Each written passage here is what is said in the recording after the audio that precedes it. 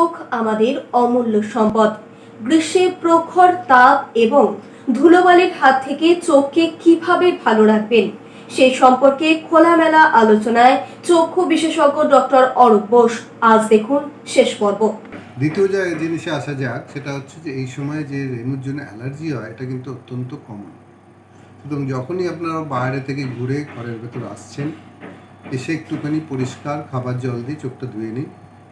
জলটা একটু ঠান্ডা হলে ভালো, তাহলে ওটা টেম্পারেচারটা নিউট্রালাইজ করবে এবং অ্যালার্জিটা কম রাখবে। এছাড়া যদি বেশি অ্যালার্জি হয়, একদম চোখ রগড়াবেন না, চোখ ঘষবেন না। চোখে জল দিয়ে যদি তার উপশম না হয়, তাহলে একটু চোখের ডাক্তারবাবুর পরামর্শ নিন।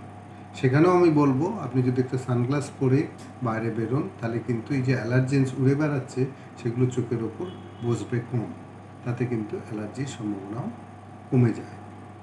এছাড়া মাঝে মাঝেই ঝড় উঠছে, ধুলোবালি, তার থেকেও আপনাকে একটুখানি চোখকে প্রোটেক্ট করে রাখতে হবে। কিছু যদি পরে চোখ করকর করে, বাড়ি এসে আগে ভালো করে খাবার জল দিয়ে চোখটাকে ধুয়ে একটু ওয়েট করুন, অনেক সময় সেটা ঠিক হয়ে যায়। কিন্তু যদি চোখের সারফেসের ওপর কোনো জিনিস, কোনো ফরেন বডি আটকে যায়, সেটা কিন্তু চোখ ধুয়ে বা জল দিয়ে যাবে না।